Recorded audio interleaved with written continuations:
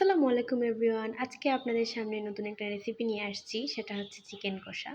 তো চিকেন কষা রান্না করার জন্য আমাকে প্রথমেই পেঁয়াজ, মরিচ, তারপরে যা যা লাগে মাংসের মশলা আপনারা তো জানেনই, আদা, রসুন, পেঁয়াজ এগুলো আমি ভালো করে পেস্ট বানানোর পর মাংসটা একদিকে ভালো করে ধুয়ে রেখেছি। ওইখানে আমি এগুলো দিয়ে দিলাম। মশলা দেওয়ার পর আমি লবণ দিয়ে দিয়েছি, 2টা তেজপাতা দিয়ে দিলাম।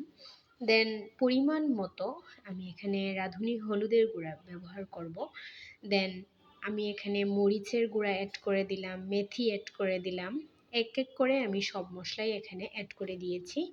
তো এখানে কিন্তু আমি একটা জিনিস খেয়াল করেছি যে আজকে ভাবছি যে রান্না করতেও ভালো লাগছে না, এজন্য ভাবলাম যে না, আজকে একটু তাড়াতাড়ি রান্না হওয়ার জন্য এত প্যারা না নিয়ে একটু মাখিয়ে রান্না করি।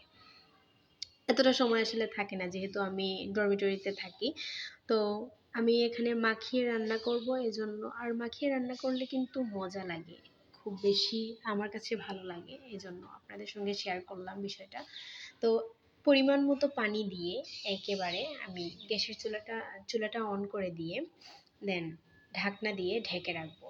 তো দেখতেই পাচ্ছেন এখানে কিন্তু কিছুটা হয়ে আসছে, আর কিছুক্ষণ হয়ে গেলেই আমার রান্নাটা একদম প্রপার হয়ে যাবে। দেন এই তো হয়ে গেল, দেখতেই পাচ্ছেন কতটা লোভনীয় লাগছে। তো আমি দুপুরে খাওয়ার জন্য এটা রান্না করলাম আজকে, আর এক্সট্রা কিছুই করিনি। তাই ল্যাপটপে কার্টুন দেখছিলাম আর হচ্ছে খাচ্ছিলাম। আমার মতো কে কে এরকম খায় আমি জানি না, বাট আমি এখনও এরকম করেই খেতে পছন্দ করি। কারণ খাওয়াটাও হয়ে যায়, একদিকে কার্টুনও দেখা হয়ে যায়, একসাথে দুই কাজ আর কি। তো আসলে মাংসটা অনেক মজা হয়েছিল, নিজে রান্না করেছি বলে না। আপনারা কিন্তু মাখিয়ে যদি ট্রাই করেন আমার মতো করে, তাহলে আপনারাও বুঝতে পারবেন যে কতটা মজা হয়। আর সময়ও কম লাগে, কিন্তু এখানে আপনার বসে থাকতে হচ্ছে না, এটা টেক কেয়ার করা হচ্ছে না, এজন্য আর কি। তো আজকের রেসিপি এই তো। দেন আমি টাইটানিক মুভিটা দেখার জন্য বসেছি। ওকে, আল্লাহ হাফেজ, আসসালামু আলাইকুম।